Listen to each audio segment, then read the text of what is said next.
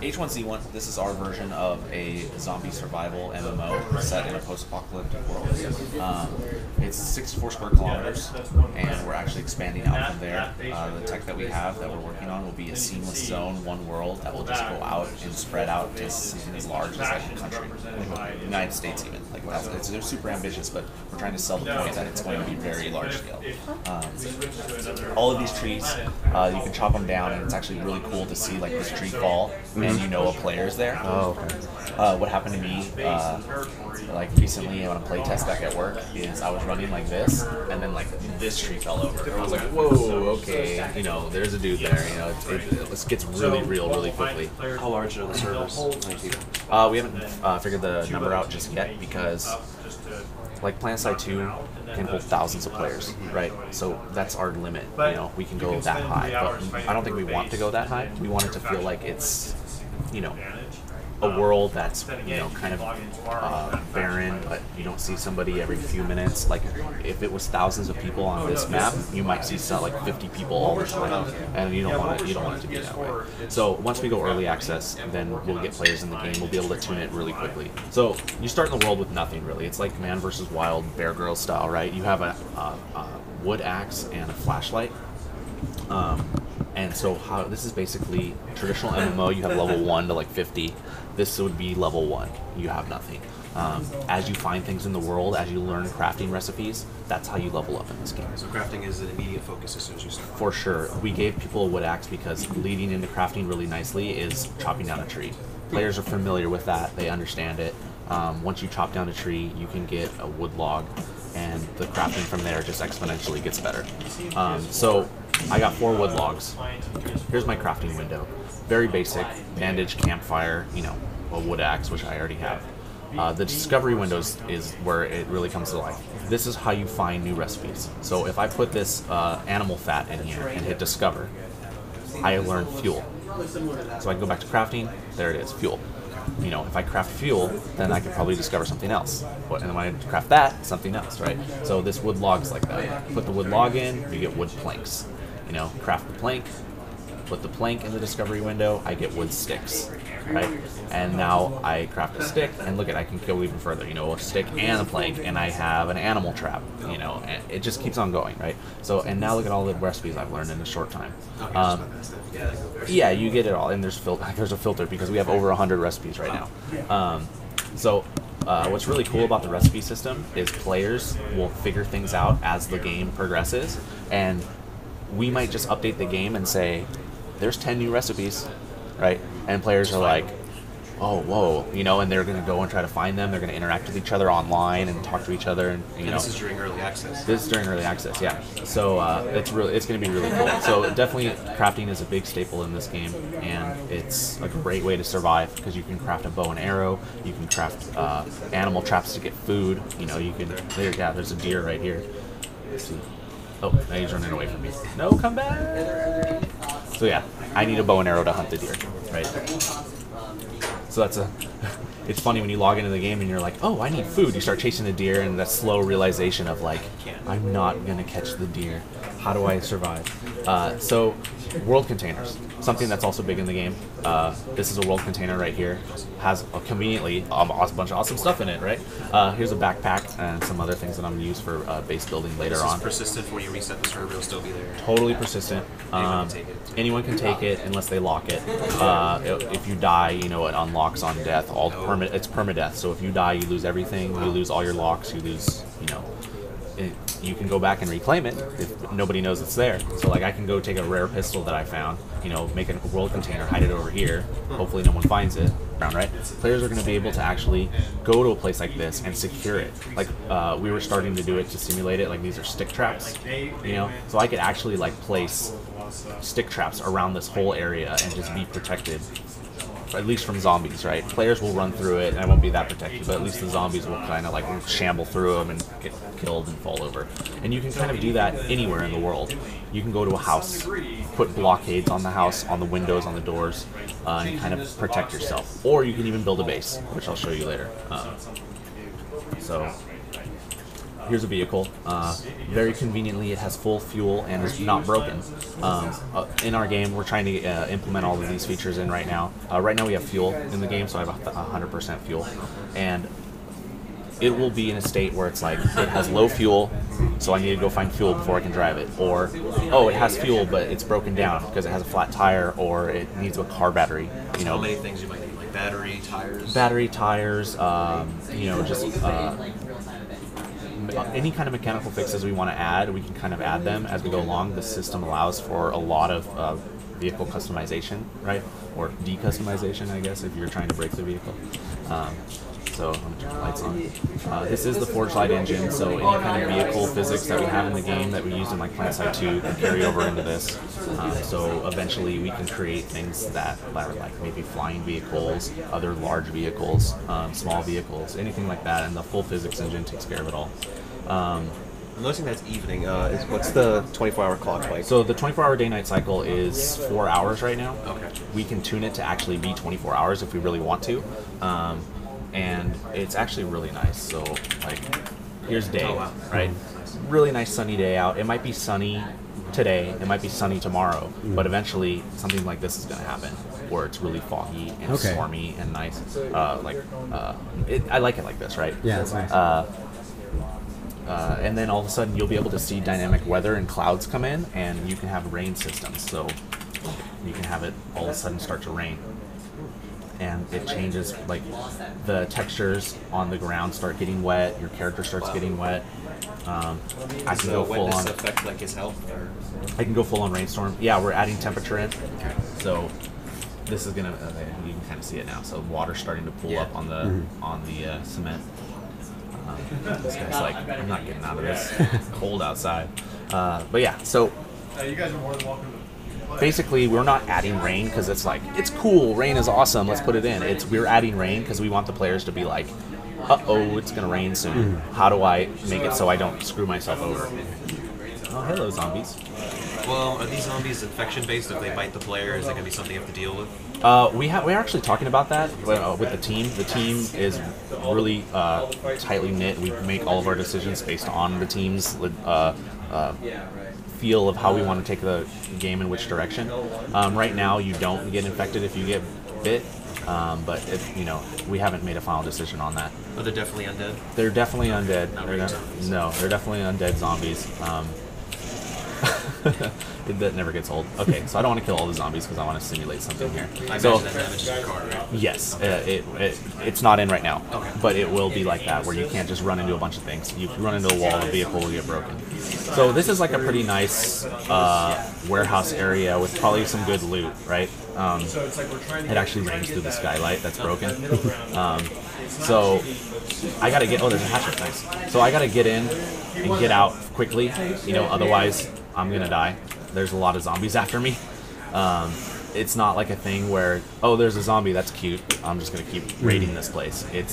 You have to be aware of what's going on around you, especially if there's a lot of zombies like this. How many zombies can possibly come on you at one time? It depends on how much heat you're creating. So anything that you do, sound you make, things that you build, any kind of activity, you generate heat on the code side. And so what's happening is if you generate too much heat, the zombies are going to start coming after you. So if you're walking on this side of the road as a single person, just walking, and there's two people on this road walking, they're generating more heat, so the zombies are going to go to them. Is there any way you can create diversions that you'll send a zombie toward other players, maybe throw something in that direction? You can blow up a barrel, and it'll create more things. Look at the zombies trying to chase the deer. It was creating heat, right? So if I get next to him, he's gonna be like, "Wait, there's something over here." There's a car. Yeah, exactly.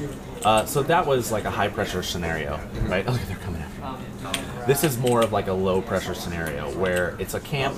I see some zombies, but I can take them. Zombies don't kill you because there's one of them. They kill you because there's a lot. You watch a zombie movie, they're able to take the zombies out. If they can run into the occasional zombie.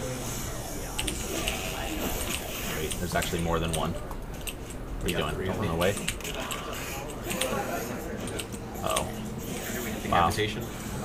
Dismemberment and stuff like that as well. We're talking about that. We really want it in the game. Yeah. It probably won't be in for early access, but Sorry, I just healed myself to full, so you know. Cheater. I'm cheating.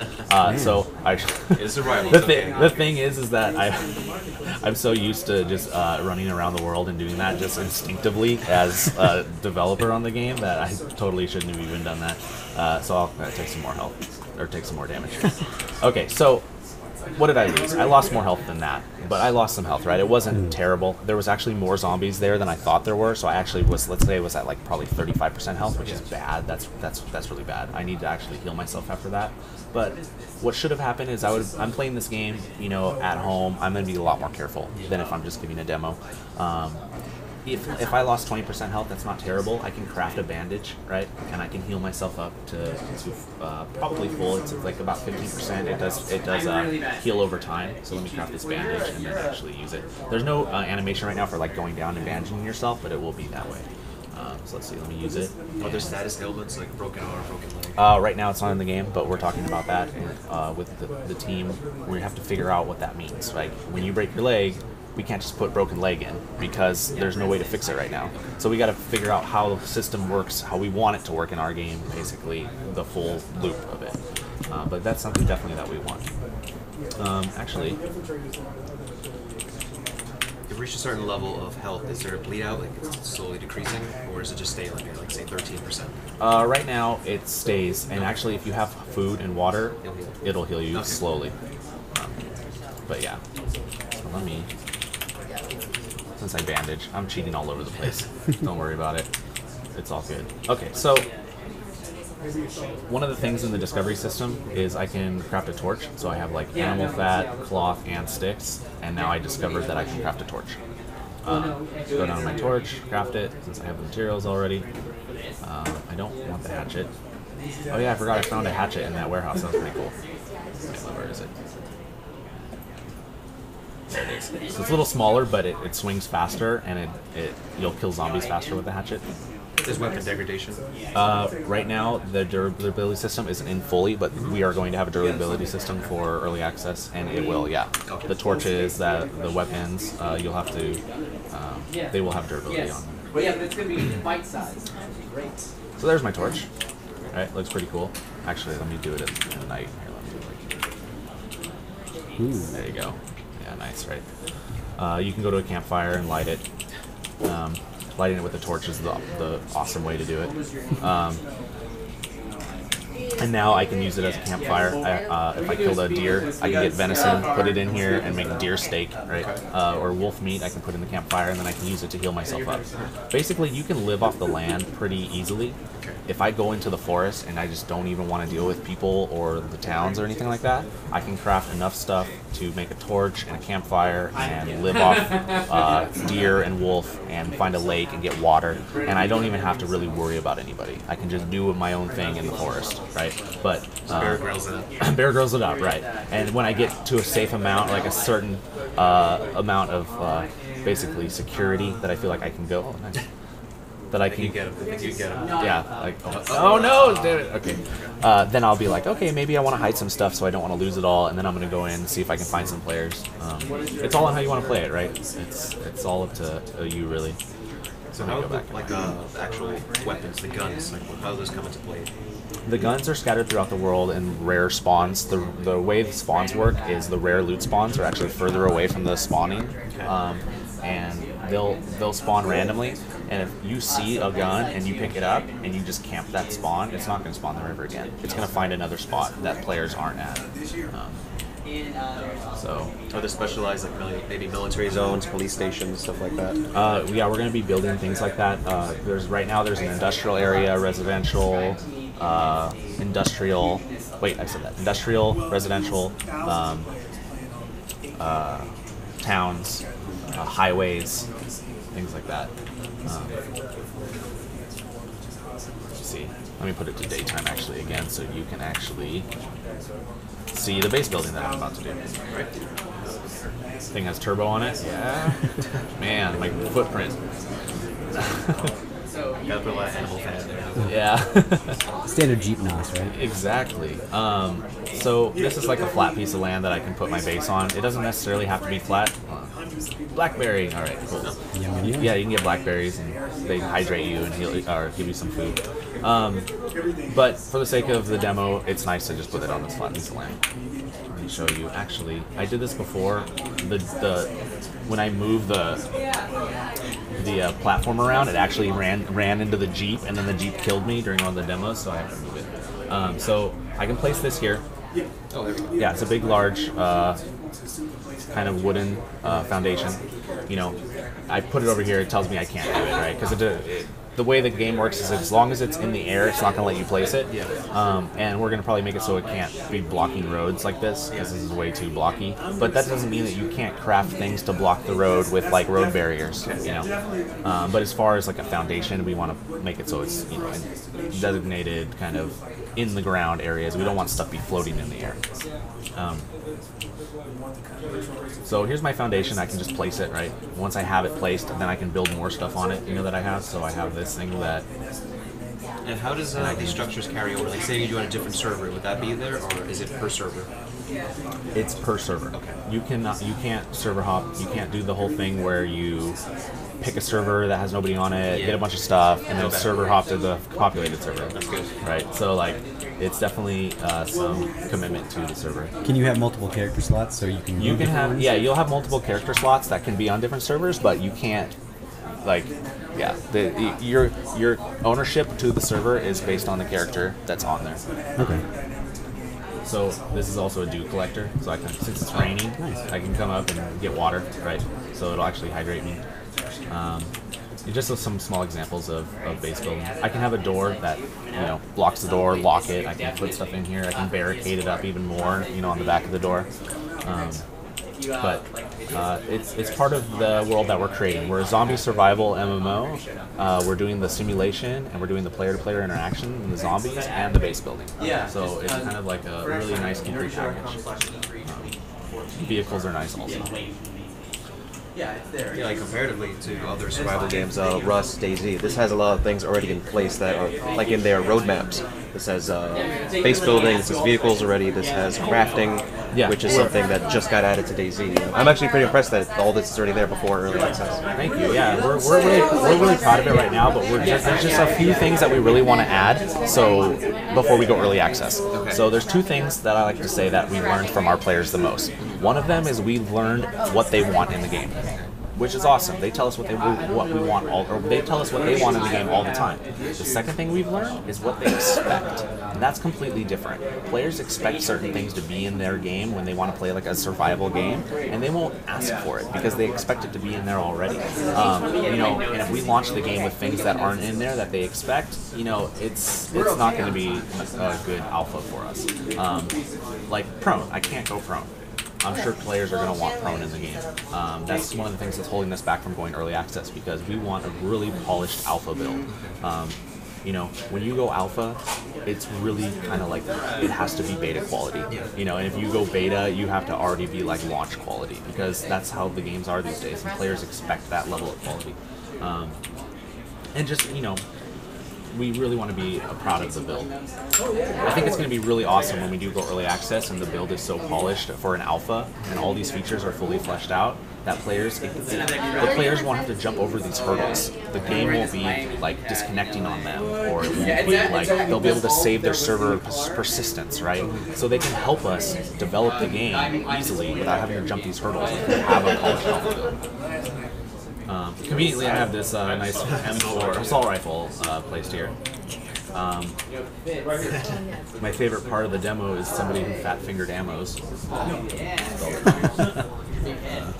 I'm getting hit by this zombie, but I'm going to actually put some ammo in here, equip it. You know what? You're going to die, buddy. You are kind of making me upset right now. Here we go.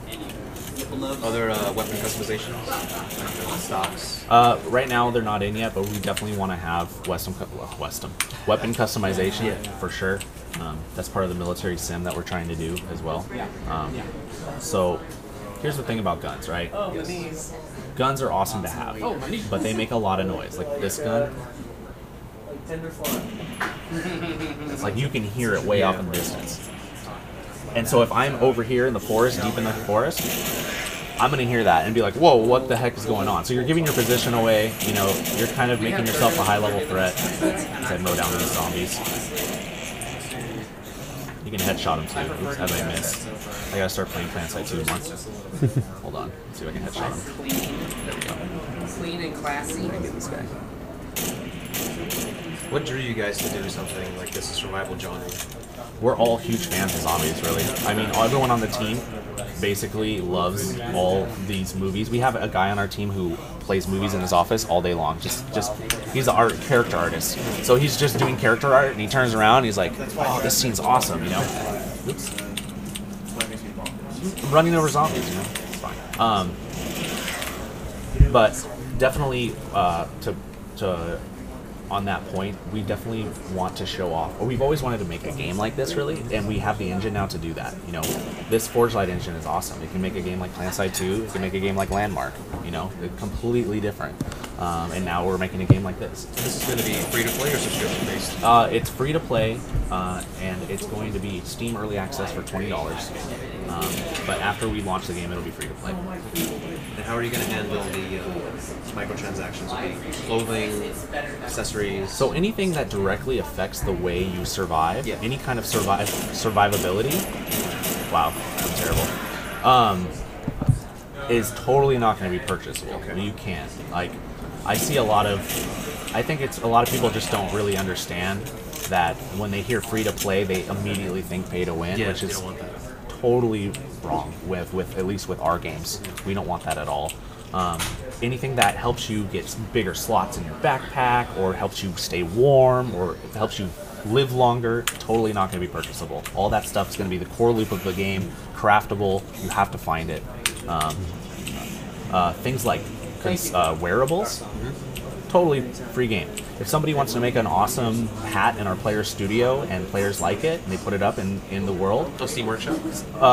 it's Something similar? yeah. We have our own player studio that works like Steam Workshop, but we'll have it in the game. So players want the biker helmet, right? They'll put it up there and we'll sell it and they'll make money off of it. Oh, wow. But yeah,